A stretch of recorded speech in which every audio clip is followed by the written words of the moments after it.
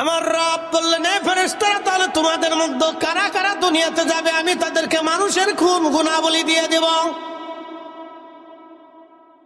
মানুষের গুনাহবলি আমি সব মানুষের খুসুসিয়ত খাসাই সব মানুষের গুনাহবলি আমি তাদের মধ্যে দিয়ে দেব। তোমাদের মধ্যে কে কে যাবে বলো? তা হারুত নামে একজন ফেরেশতা, মারুত নামে একজন ফেরেশতা, তারা বলল, আল্লাহ আমরা যাব।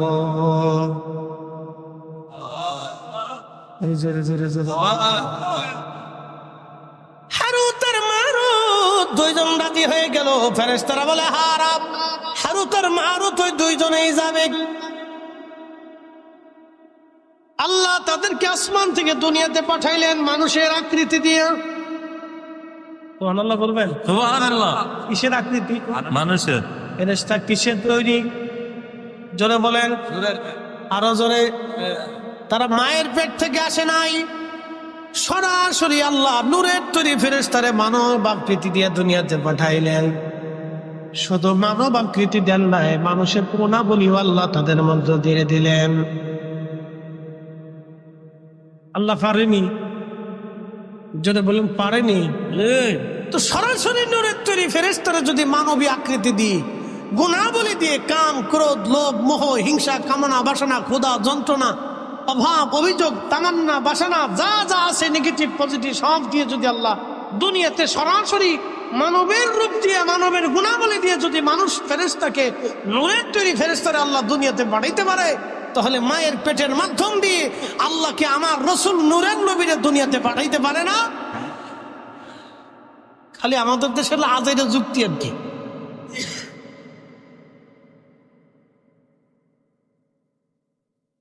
এই জন্য কোরআন আল্লাহ বলেন, قد جاءكم من الله نور।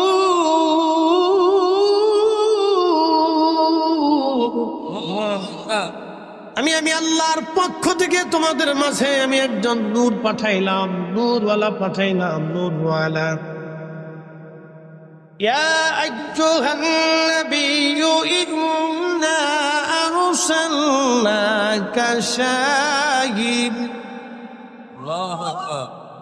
শাহিদান ওয়া মুবাশশিরান ওয়া নাযীরা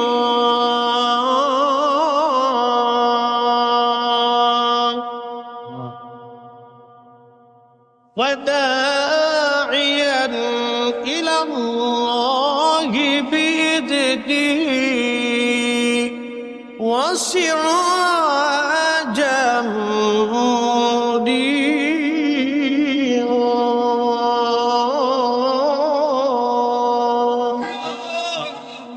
পাঁচটা জিনিস দিয়েছে।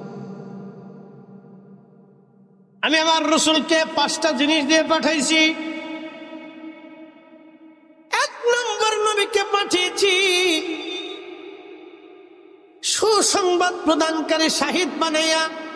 2 নম্বরে সুসংবাদ প্রদানকারী, শাহিদাও, শাহিদ বানাইয়া, বাশির বানাইয়া, নাজির বানাইয়া। এরপরে আমি আল্লাহ রাব্বুল আলামিন তারে পাঠাইলাম মুদাইয়ান ইলাল্লাহ, আল্লাহকে ডাকনেওয়ালা, আল্লাহর দিকে আহ্বান করে বানাইয়া। এরপরে আমি আল্লাহ তারে পাঠাইলাম সিরাজাম মুনীরা, উজ্জ্বল প্রদীপওয়ালা, নূরওয়ালা বানাইয়া। একবার জোরে বলা যাবে কি মারহাবা? আল্লাহর নবী, নূরের নবী, আপনি নবী আমার জীবনের জীবন। আল্লাহর নবী, নূরের নবী, আপনি আমার জীবনের জীবন। আচ্ছা, এখন কেউ যদি নবীর নূর না মানে আমাদের করার কিছু আছে? জোর করে পিরিত হয় না, জোর করে পিরিতি মুরিদি, পিরিতি মুরিদি, পিরিতি মুরিদি জোর করে হয় না। আমাদের দেশে সনাতন ধর্মে যারা বিশ্বাসী, যাদেরকে আমরা হিন্দু বলে চিনি, তারা 33 কোটি দেবতায় বিশ্বাসী। তাদের বিশ্বাস 33 কোটি দেবতায় তারা বিশ্বাসী। মাছের দেবতা, গাছের দেবতা, সূর্যের দেবতা, পানির দেবতা, আধারের দেবতা, আলোর দেবতা, বিদ্যার দেবতা, আসমানের দেবতা, জমিনের দেবতা, পানির দেবতা, এই সব কিছুর দেবতা আছে। সূর্যের দেবতা, চাঁদের দেবতা, নক্ষত্রের দেবতা, আবহাওয়ার দেবতা, বৃষ্টির দেবতা, তাদের বিশ্বাস। এরকম গন্তে গন্তে গন্তে গন্তে গন্তে গন্তে দেবতা হয়েছে 33 কোটি। কত কোটি? 33 কোটি। এটা তাদের বিশ্বাস, তারা তাদের বিশ্বাস নিতে পারে। আমি তো জোর করে তারা এক আল্লাহ বিশ্বাসী বানাইতে পারতেছি। কথা ঠিক কিনা? আমরা কয় রবে বিশ্বাসী? কয় মালিকে? কয় মালিকে? এক রবে, এক মালিকে বিশ্বাসী। তিনি কে? আল্লাহ। কে? আল্লাহ। এই এক আল্লাহতে বিশ্বাসী হওয়ার জন্য বেলালের পিঠের চামড়া চলে গেল, তারপরেও সে বিশ্বাস ছাড়ে নাই। সুমাইয়ার গুপ্তাঙ্গে আবু জেহেল বর্ষা দিয়ে খুচি খুচি খুচি খুচি নির্মম ভাবে তাকে শহীদ করেছিল। নির্মম ভাবে আবু জেহেল তাকে শহীদ করে দিয়েছিল শুধু এক আল্লাহ বিশ্বাসী হওয়ার কারণে। আমার রসুলে বিশ্বাসী হওয়ার কারণে সুমাইয়া এইভাবে জীবন দিল। হযরত ইয়াসির রাদিয়াল্লাহু আনহু 2 পায়ের মধ্যে রশি বেঁধে 2টা উটের গলার রশির মধ্যে 2টা উটের গলার মধ্যে বেঁধে দিল। 2 উট 2 দিকে ছেড়ে দিল। উঠে দৌড়ায় হযরত ইয়াসির রাদিয়াল্লাহু আনহুর মাঝখান থেকে ফিরে একটা মানব 2টা দেহে খণ্ডে রূপান্তরিত হয়ে গিয়েছিল। তারপরও সে কালেমা ছেড়ে দেয় নাই। এক আল্লাহ বিশ্বাসী হওয়ার কারণে হযরত ইয়াসিরের জীবন চলে গেল, তারপরও তিনি বেঈমান হয়ে কবরে যায় নাই। একবার জোরে বলা যাবে আল্লাহু আকবার। আর আমরা একটু সুদের টাকা ঘুষের টাকা বলে আগ্রহ দেখি, পাবলিকেরটা খাওয়ার জন্য তো আরো দামদার শেষ নেই।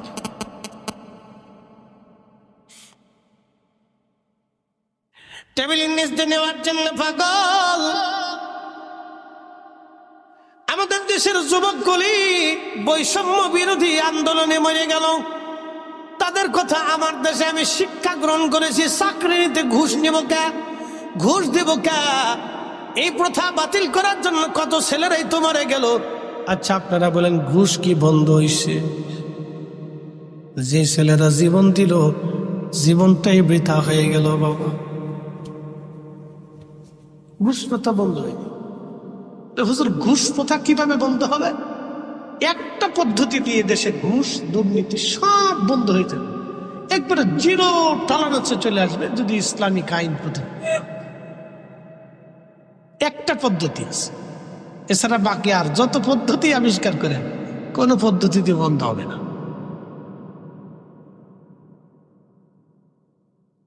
প্রিয় উপস্থিতি, খুব মনোযোগ দিয়ে শুনিয়া যান।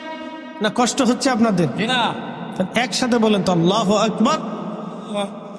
তো মনোযোগ দিয়ে কথাগুলি শুনবেন। তো ফেরেশতা হারুত আর মারুত 2 জনকে আল্লাহ দুনিয়াতে পাঠাইছে। দুনিয়াতে আসার পরে কাম দিছে, ক্রোধ দিছে, লোভ দিছে, মোহ দিছে, হিংসা, কামনা, বাসনা, রিয়া। দুনিয়াতে আসার পরে পৃথিবীতে একটা মহিলা ছিল, তার নাম জোহরা। নাম কি? জোহরা নামক একজন সুন্দরী পরমা রূপসী একজন নারী ছিল। জোহরারে দেখা হারুত আর মারুত পাগল হয়ে গেছে। এই জোহরারে কেমনে বাগানো যায়? ওরা যে ফেরেশতা ভুলে গেছে, আল্লাহর সাথে চ্যালেঞ্জ ছিল সেটাও ভুলে গেছে। আল্লাহ কাম ক্রোধ দিয়ে দুনিয়াতে পাঠাইছে। আল্লাহর সাথে বান্দার কেন প্রেম হয় আজকে বুঝে যাবেন। সুন্দরী জোহরার প্রেমে হারুত আর মারুত পাগল হয়ে গেল। জোহরারে প্রস্তাব দিল, জোহরারে তুমি আসো আমাদের সাথে, আমাদের মনের বাসনা তুমি পুরা করে দাও। জোহরা ডাক দেয় বলো, হারুত আর মারুত তোমাদের বাসনা পুরা করতে পারি, কিন্তু সর্বপ্রথম আল্লাহকে অস্বীকার করা লাগবে। বলো আল্লাহ বলে কিছু নাই, মানতে হবে। জোহরা ছিল কাফের। কি ছিল? হারুত মারুত জোহরারে দেখে পাগল হয়ে গেছে। ভাই এত সুন্দর। তো জোহরা বলতেছে, হারুত মারুত আমার সাথে তো তোমরা কাম খায় মনের বাসনা পুরা করতে চাও, প্রথম শর্ত হলো তোমরা আল্লাহ অস্বীকার করতে হবে। নাউযুবিল্লাহ। তা হারুত মারুত তো ফেরেশতা ছিল, কি ছিল? আল্লাহরে চিনে না? জি। চিনে। সূরা বাকারার ঘটনা, আল্লাহর কালামের, কোরআন শরীফের কথা বানাইয়ে বলতেছি এটা। হারুত আর মারুত ডাক দিয়ে বলতেছে, হারুত আর মারুত ডাক দিয়ে বলতেছে, হ্যাঁ জোহরা, তোমাকে আল্লাহকে অস্বীকার আমরা করতে পারবো না। এবার হারুত আর মারুত রে জোহরা ডাক দিয়ে বলতেছে, তাহলে এক কাজ করো, যদি আল্লাহ অস্বীকার না করো তাহলে মদ খাইতে হবে, এবং একটা ছোট্ট বালক আছে, ছেলে আছে, ওই ছেলেটাকে হত্যা করে ফেলতে হবে। হারুত আর মারুত বলল, হ্যাঁ আমরা তাতে রাজি আছি। এক বেডি হওয়ার লাগে একটা জীবন হত্যা করতেছে আর মদ খাইতেছে, এক বেডির লেগে, এক বেডির লেগে পাগল হয়ে গেছে হারুত আর মারুত। এই হারুত আর মারুত দুইজনে ছোট্ট বালকটাকে হত্যা করলো, মদ পান করলো। হারুত আর মারুত দুইজন মদ পান করলো, ছোট্ট বাচ্চাটাকে হত্যা করলো। আল্লাহ ডাক দিয়ে বললেন, বাচ্চাটাকে হত্যা করার পরে ওই জোহরার সাথে তারা জেনা করলো। আসতে হলো না? নাউযুবিল্লাহ। কি বলেন? ফেরেশতা কিসের তৈরি? যেটা বলে আরো জোরে, মদ কেমনে খায়?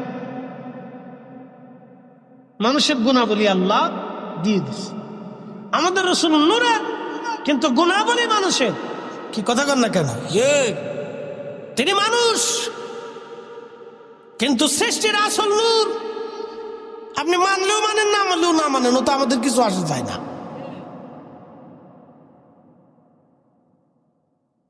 প্রিয় ভাই আমার, খুব মনোযোগ দিয়ে শুনে যাবেন। হারুত আর মারুত নূরের তৈরি। ফেরেশতা মদ পান করলো, কারণ মানবীয় গুণাবলী আল্লাহ দিলেন। মানুষ হত্যা করলো, মানবীয় গুণাবলী আল্লাহ দিলেন। জোহরার সাথে জেনা করলো, মানবীয় গুণাবলী আল্লাহ দিলেন।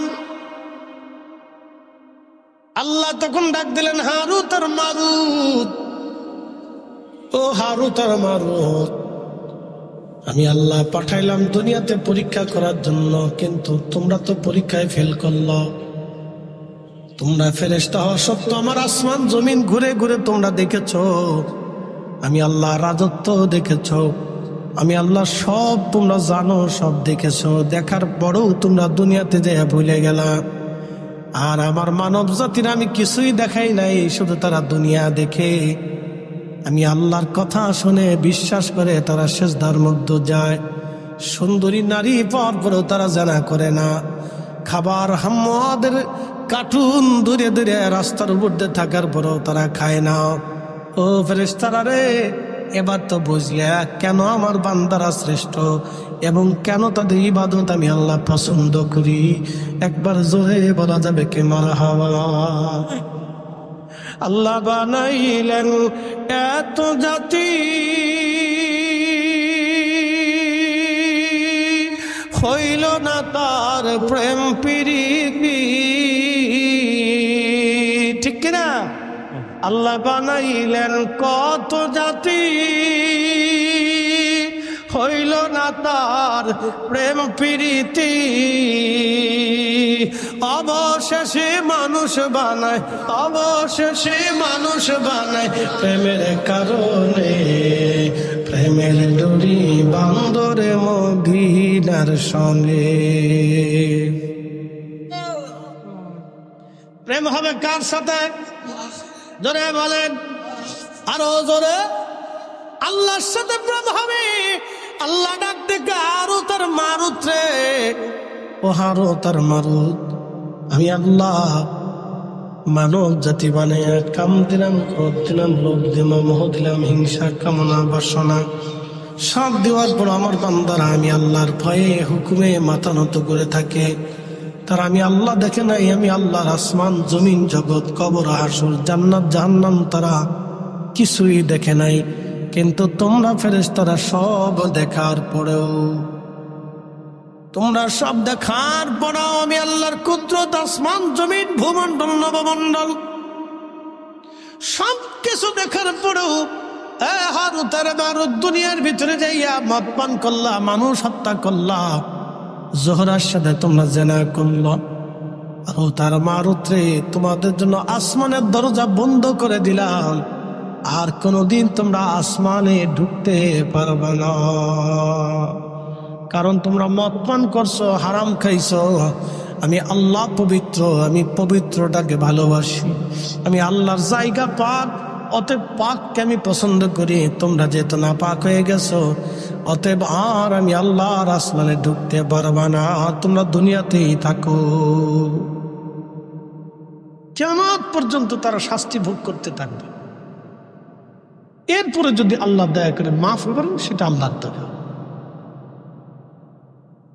বুঝতে পারছেন? এই জন্য ফেরেশতারাও পরীক্ষায় কি করলো? ফেল করলো। একসাথে বলবেন আল্লাহু আকবার। ফেরেশতারা পরীক্ষায় কি করলো? ফেল করলো। আপনারা আজকে পরীক্ষায় পাস করলেন, আপনারা পরীক্ষায় পাস করলেন। বলে কারণ কি? ইচ্ছা করলে দুনিয়া ব্যবসা করতে পারতেন, ঘুরতে পারতেন, বাড়িতে বসে নাটক দেখতে পারতেন, বাচ্চা কাচ্চা ছেলে সন্তান নিয়ে ঘুরতে পারতেন, গল্প গুজবে কাটাইতে পারতেন। সব ফেলে দিয়ে আপনারা বেহেশতের বাগানে বসে গেছেন। খুশিকে বলে দলিল কি বুঝাইতেছে? এখানে একটা শব্দ লেখছে, মহাপবিত্র ঈদে মিলাদুন নবী উদযাপন উপলক্ষে আজকের মাহফিল। আচ্ছা মনোযোগ দেন, যদিও এটা মিলাদুন নবীর মাস না, কিন্তু তারপরেও মিলাদুন নবী। কারণ কি? ঈদে, ঈদ মানে খুশি, মিলাদ শব্দের অর্থ নবীর আগমন বা রসুলের জন্ম মোবারক, যেটা বলেন আল্লাহ নবী পাইছি আমরা। কথা ঠিক কিনা? কি পাইছি? নবী পাইছি। আমান্না আলাইনা বিকা, আল্লাহ আমাদের মাঝে তার নিয়ামত পাঠিয়েছে। ঠিক কিনা? রসুলের উপরে পৃথিবীতে কোনো নিয়ামত আছে? কোনো নিয়ামত নাই। এই জন্য কাজী নজরুল লিখছেন, কাজী নজরুল কবিতার ছন্দে লিখেছেন, ত্রিভুবনের প্রিয় মুহাম্মদ এলো রে দুনিয়ায়, রে সাগর আকাশ বাতাস দেখবি যদিয়া, আয় রে সাগর আকাশ বাতাস দেখবি যদিয়া, ধুলির ধরা বেহেশত আজ। মারহাবা বলবেন না? পৃথিবীটা আজকে কি হয়ে গেছে? জান্নাত। কার কারণে? রসুলের কারণে। যদি রসুল না আসতেন তাহলে আমরা দিন পাইতাম। নবী না আসতে পারে পৃথিবীতে এই সুন্দর সিস্টেম পৃথিবীতে আজও হতো না। এই যে সুন্দর আইন কানুন, আগে সনাতন ধর্মে স্বামী মারা গেলে জীবন্ত স্ত্রীকেও স্বামীর সাথে পুড়িয়ে মারা হতো। কি কথা কর না কে?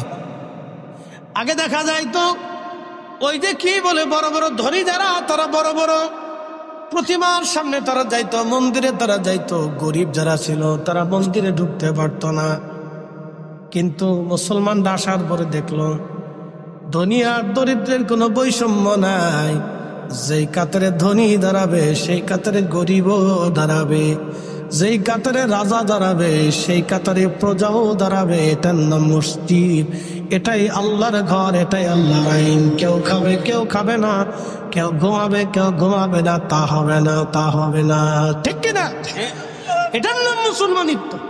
মসজিদ থেকে বুঝে যাবে কোনো বৈষম্য নাই, যে আসবে আগে তার যাবে।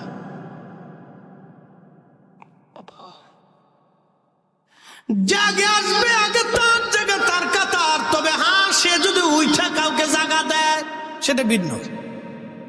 ধরেন মসজিদের মুতল্লি সাহেব, তিনি মুরব্বী ধরেন, তো তিনি আস্তে আস্তে পিছে পড়ে গেছেন। এখন সামনের কাতার থেকে একজন উঠে যায়, যদি বলেন মুতল্লি সাহেব আপনি সামনে আসেন, আপনি এখানে বসেন, তাহলে সেটা ওই লোকটা তাকে সম্মান করবে। ঠিক কিনা? ভালো করতে পারে, কোনো অসুবিধা নেই। কিন্তু মুতল্লি সাহেব যদি সামনে যায় বলে এই না পিছে যাও, এটা হবে? এটা করা যাবে? মানা যাবে?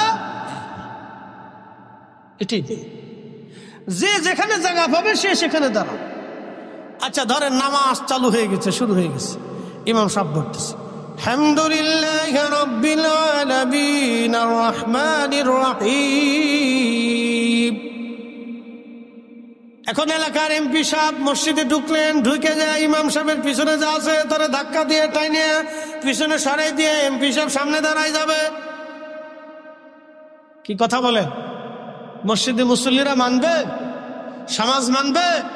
কখনোই কোন মুসলমান এটা মানবে না। ওই মসজিদের ভিতরে গন্ডগোল লেগে যাবে। তা আপনি করছেন তো, কিন্তু কোন এমপি কোন চেয়ারম্যান মেম্বার এই কাজ কখনো করে না। কারণ কারোর ভিতরে যদি দিন থাকে তাহলে সেই কাজ সে আস্তে করে যেখানে জায়গা পাবে সেখানেই দাঁড়াবে, ঠিক কিনা? এটার নাম ইসলাম। তো আগে এরকম আমাদের দেশে যারা ধনী ছিল তারা ওই প্রতিমা মন্দিরে তারা যাইতো, পূজা দিত। গরিব যারা ছিল তারা ওই বাইরে দাঁড়াইতেন। তো ওই সময় তারা দেখলো যে হাই হাই, মুসলমানের নিয়ম তো খুব সুন্দর। এই আস্তে আস্তে মুসলমানের সুন্দর নীতি নিয়ম দেখতে দেখে দেখে দেখে দেখে দেখে ধীরে ধীরে মুসলমান হতে হতে হতে হতে হতে হতে আজকে সারা পৃথিবীতে 200 কোটি মুসলমান।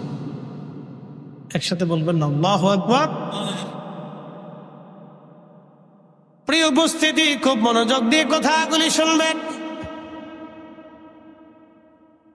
ফেরেশতারা মানে ফেল খেয়ে গেল, আল্লাহর আমরা পাস করলাম, তখনও ফেরেশতারা আল্লাহর পরীক্ষায় ফেরেশতারা ফেল করে বসলো। আল্লাহ বলেন, ও ফেরেশতারা, দেখলাম আমি আমার বান্দাদেরকে কেন ভালোবাসি। এই যে মাহফিলে আপনারা বসছেন, ঈদে মিলাদুন নবী লেখা হয়ে গেছে। একটা ঘটনা শোনাই। আল্লাহ নবী রাস্তা দিয়ে হেঁটে যাচ্ছেন, ঠিক এমন সময় নবীজি দেখলেন কয়েকজন কিছু সাহাবীরা এক জামাতে বসে বসে আল্লাহর জিকিরে ফিকিরে ইবাদতের সময় কাটাচ্ছে। নবীজি জিজ্ঞেস করলেন, মা জালাসনাকুম, ফেরেশতারা তোমরা কেন বসছো এখানে? ফেরেশতারা জবাব দিল, ইয়া রাসূলুল্লাহ, আলা মা হাদানা লিদীনিহি, আল্লাহ আমাদেরকে দ্বীন দিয়েছেন, হেদায়েত দিয়েছেন। ওয়া মান্না আলাইনা বিকা, আপনি নবী নামক দুঃখিত ফেরেশতা।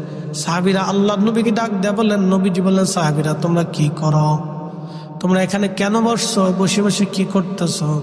ফেরেশতারা সাহাবীরা জবাব দিল, ইয়া রাসূলুল্লাহ, আমরা এখানে নাদউল্লাহি ওয়া নাহমাদুহু, আল্লাহর জিকির করতেছি, আল্লাহর প্রশংসা করতেছি, আল্লাহর গুণকীর্তন করতেছি, তাসবিহ তাহলিল করতেছি। যারা বলেন সুবহানাল্লাহ। আমরা কি করতেছি? জিকির করতেছি। কার? আল্লাহ। যারা বলেন আল্লাহ। আমি আলোচনা করতেছি, আপনারা মাঝে মধ্যে আপনারা সুবহানাল্লাহ আলহামদুলিল্লাহ বলতেছেন, আপনাদের মন উৎফুল্ল হচ্ছে, আপনারা শুনতেছেন। এই সবই ফিরে জিকির আল্লাহ। তো সাহাবীরা ওইরকম বসে আল্লাহর জিকির করতেছে, আল্লাহর গুণকীর্তন করতেছে, প্রশংসা করতেছে, ওই মাহফিল চলতেছে। তো নবীজি বললেন, সাহাবীরা তোমরা কেন বসছো? সাহাবীরা বললেন, ইয়া রাসূলুল্লাহ, আলা মা হাদানা লিদীনিহি, আল্লাহ আমাদেরকে দ্বীন দিয়েছেন, হেদায়েত দিয়েছেন। আমরা আগে গোমরা ছিলাম, পথভ্রষ্ট ছিলাম, দ্বীন কি জিনিস বুঝতাম না, নীতি কি জিনিস বুঝতাম না, সত্য বুঝতাম না, হালাল বুঝতাম না, পর্দা প্রসিদ্ধা বুঝতাম না, ন্যায় অন্যায় বুঝতাম না। ইয়া রাসূলুল্লাহ, এই দ্বীন এবং হেদায়েত পাওয়ার কারণে আমরা গুমরাহি থেকে, পথভ্রষ্টতা থেকে আমরা হেদায়েতের রাস্তা পেয়েছি। নবী গো, সেই জন্য আমরা আল্লাহ জিকিরে বসে গেলাম।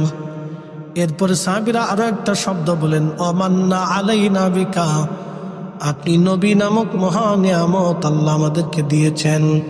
আমরা নবী পাইয়া আল্লাহর জিকিরের মাহফিলে আমরা বসে গেলাম। একবার জোরে বলা যাবে কি মারহাবা? মারহাবা। মিলাদুন নবী, নবী পাইয়া, কি কথা কর না কেন, ঠিক কিনা? কি পাইয়া? জোরে বলেন, কি পাইয়া? নবী পাইয়া আজকের মাহফিল আমরা সাজাইছি, ঠিক কিনা? সাহাবীদের যে উদ্দেশ্য, আমাদেরও একই উদ্দেশ্য। সাহাবীদের যেই কাজ, আমাদেরও একই কাজ। সাহাবীরা মাহফিল সাজাইয়া আল্লাহ জিকিরে ফিকিরে বসে গেছে। আমরাও মাহফিল সাজাইয়া আল্লাহ জিকিরে ফিকিরে আমরাও বসে গেলাম। আল্লাহ নবী ডাক দিয়ে বললেন, সাহাবীরা রে, তোমরা কি শুধু এই কারণে বসছো নাকি অন্য কোনো উদ্দেশ্য আছে বলো?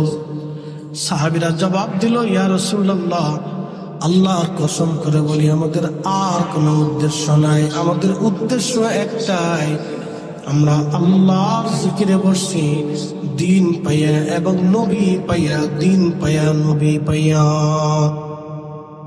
আমার দিকে তাকান, দুটি প্রশ্ন এবং জবাব দিবেন। নবী না আসলে দিন পাইতাম, নবী না আসলে ঈমান পাইতাম না, তাহলে ঈমান এবং দিন নবীকে কেন্দ্র করে। বুঝেন নাই বুঝি? আবার বলতেছি, নবী না আসলে দিন পাইতাম, নবী না আসলে ঈমান পাইতাম, তাহলে ঈমান এবং দিন দুইটা নবীকে কেন্দ্র করে। কথা ঠিক কিনা? এই জন্য রসুল আছে, দিন আছে, নবী আছে, ঈমান আছে। নবী নাই, দিন নাই, নবী নাই, ঈমান নাই। কথা ঠিক কিনা? কথায় কোনো ভেজাল আছে? একবারে ক্লিয়ার কথা। নবী আছে, দিন আছে, নবী নাই, দিন নাই, নবী আছে, ঈমান আছে, নবী নাই, ঈমান নাই। এই জন্য আমরা সুন্নিরাই হক পথে আছি। একসাথে বলবেন আলহামদুলিল্লাহ। আমরা সুন্নিরা কোন পথে? কথা কর না কেন? কোন পথে? হক পথে আছে। বাংলাদেশে হাজার হাজার তাফসীরুল কোরআন মাহফিল হয়। ডোন্ট মাইন্ড, আমি কারো সমালোচনা করতেছি না, বোঝার জন্য বলতেছি। হাজার হাজার হয়। কয়টা মাহফিলে রসুলের শান মানে আলোচনা হয় আমাকে বলে দেন, বলেন। এখন উচিত কথা বললে তো মাই বেজার হয়ে যাবে, বলবো না। বলেন, হাজার হাজার তাফসীরুল কোরআন মাহফিল হয়, রসুলের শানের আলোচনা কয়টা মাহফিলে আমাকে দেখান। কোরআনে কি রসুলের শানের আয়াত নাই? আছে। এত তাফসীর হয়, এই আয়াতের তাফসীর হয় না, কারণটা কি? হ্যাঁ, কোরআনে কি রসুলের সম্মানের ব্যাপারে সূরা নাজিল করে নাই? এত সূরার তাফসীর হয়, এই সূরার তাফসীর কেন হয়?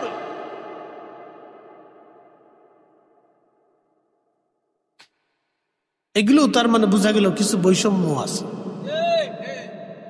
এগুলোর ভিতরেও কিছু বৈষম্য আছে। এই জন্য বলছি, উচিত কথা বললাম, বুঝে নিবেন।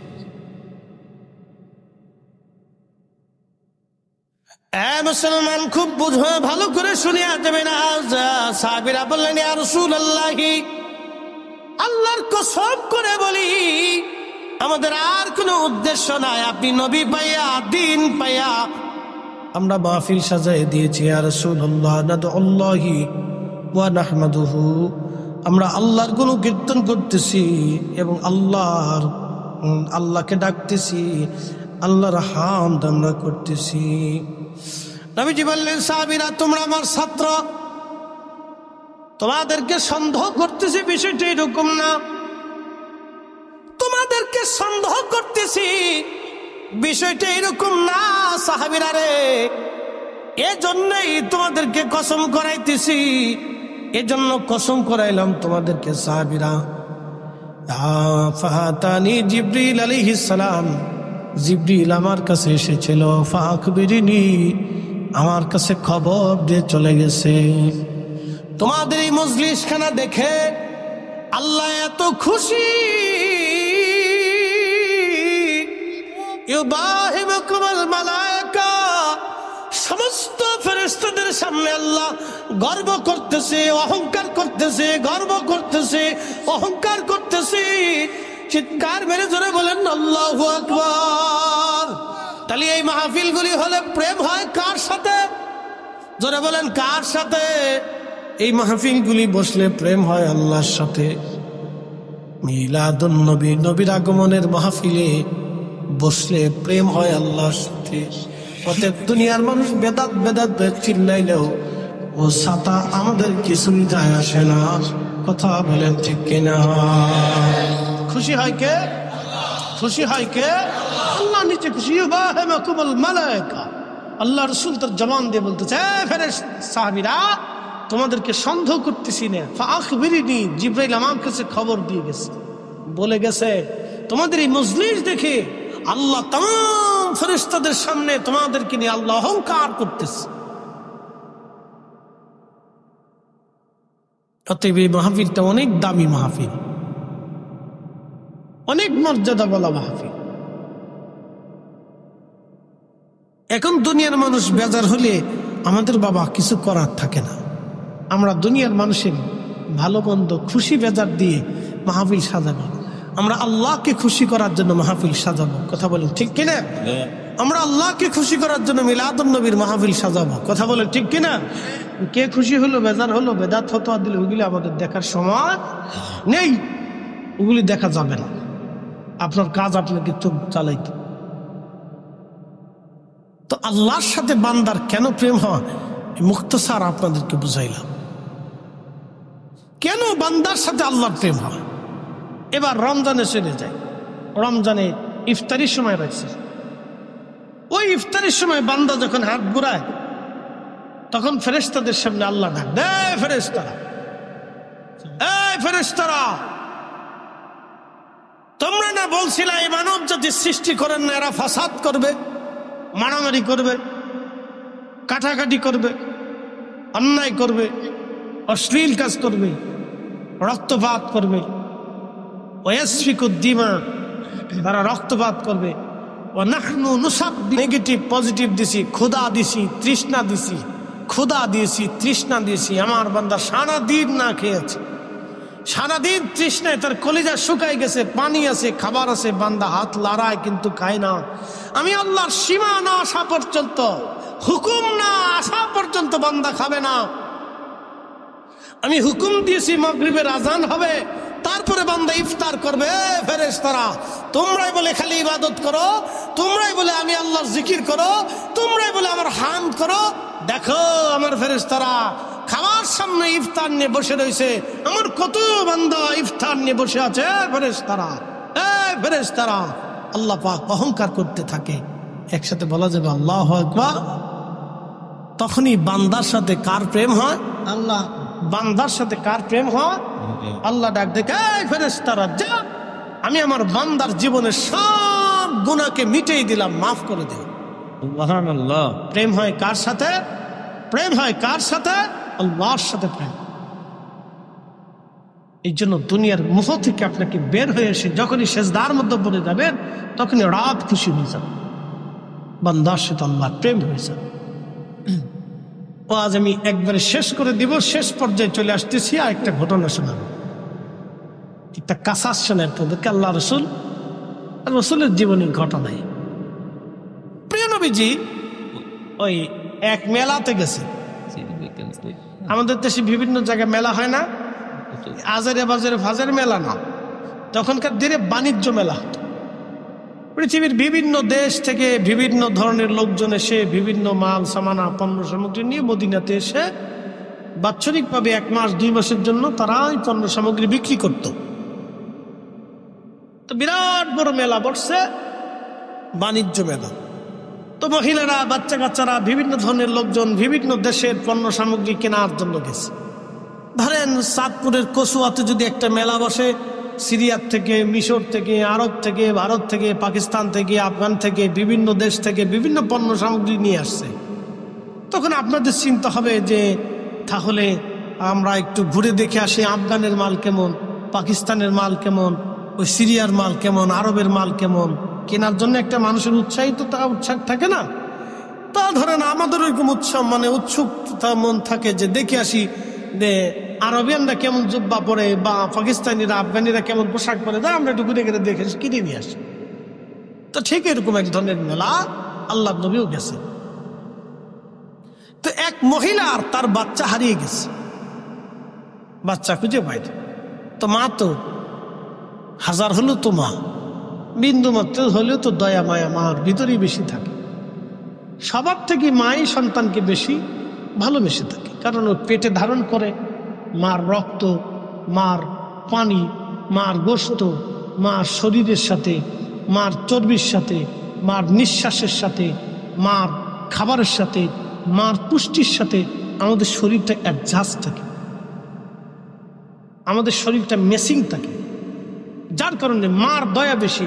সন্তান মাকে ভুলে যায়, কিন্তু মা সন্তানকে ভুলতে পারে না, কারণ সন্তানটা মায়ের একটা অংশ, এই জন্য সে ভুলতে পারে না।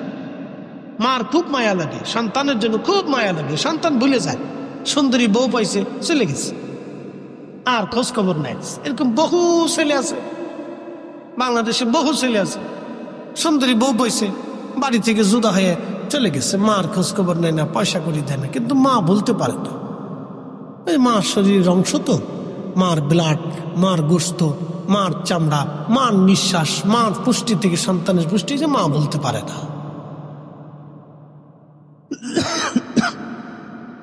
এই জন্য এই সমস্ত সন্তানরা কিয়ামতের ময়দানে আল্লাহর দরবারে অনেক বড় আসামি। মদিনার একজন ইমাম আছে শেখ আব্দুর রহমান হুযাইফি দামাত বারাকাতুহুল আলিয়া, আল্লাহ তার হায়াতের মধ্যে আরো ফুরন্ত বরকত দিয়ে 40 বছর ধরে মদিনাতে তিনি ইমামতি করতেছেন। একসাথে বলা যাবে না মারহাবা। তিনি 40 বছরের আমার রসুলের মসজিদের ইমাম, অনেক সম্মানিত ব্যক্তি। তো 40 বছর ধরে তিনি মদিনাতে ইমামতি করতেছেন। কিয়ামতের ময়দানে যদি আল্লাহ জিজ্ঞেস করে, হে আব্দুর রহমান হুযাইফি, 40 বছর ধরে আমার রসুলের মসজিদে তুমি ইমাম ছিলে, যাও তুমি তোমার মার সাথে নাফরমানি করছো, উপায় আছে? একসাথে বলেন, উপায় আছে? না, কোন উপায়, কোন উপায় নাই।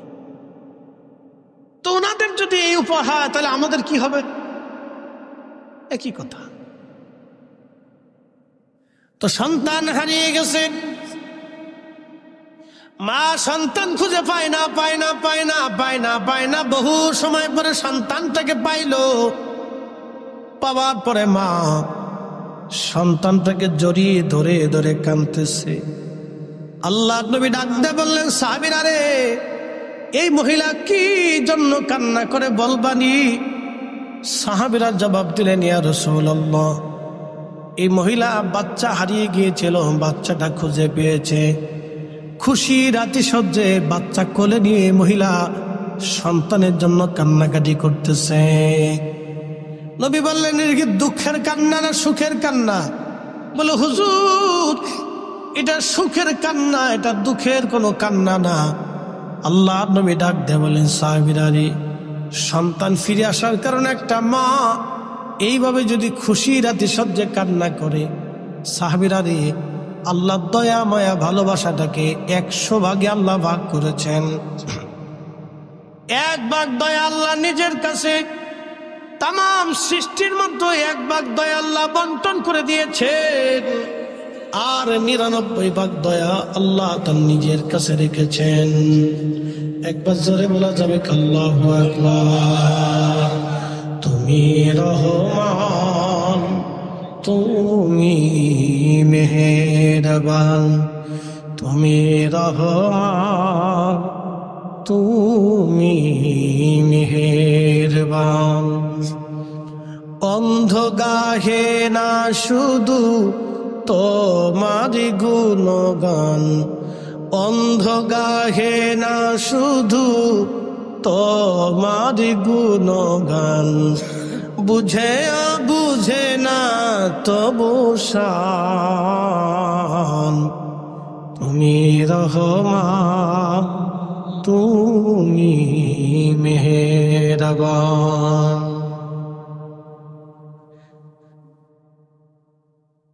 104 মুসলমান নবীজি ডেকে বলেন, আল্লাহ 100 ভাগ করে 1টা ভাগ ভালোবাসাকে তাম সৃষ্টির মধ্যে বন্টন করে দিলেন আমার আল্লাহ, আর 99 ভাগ দয়া আল্লাহ তার নিজের কাছে রেখে দিলেন। সাহাবীরা,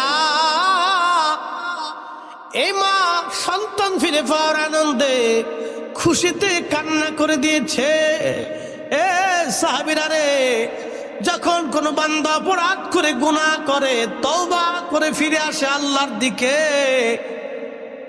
যখন কোন বান্দা তওবা করে আল্লাহর দিকে ফিরে আসে, তখন আমার আল্লাহ এত পরিমাণে খুশি হয়, বাকি 99 গুণ ভালোবাসা দিয়ে আমার আল্লাহ বান্দাকে রহমতের কোলে টেনে নিয়ে বান্দার জীবনের গুনাহগুলিকে আল্লাহ মাফ করে দেয়। না না, একসাথে বলেন আল্লাহু আকবার। না, আরো জোরে বলেন আল্লাহু আকবার। তাহলে তওবা তওবা তওবা তওবা, অধিক পরিমাণে তওবা, অধিক পরিমাণে তওবা।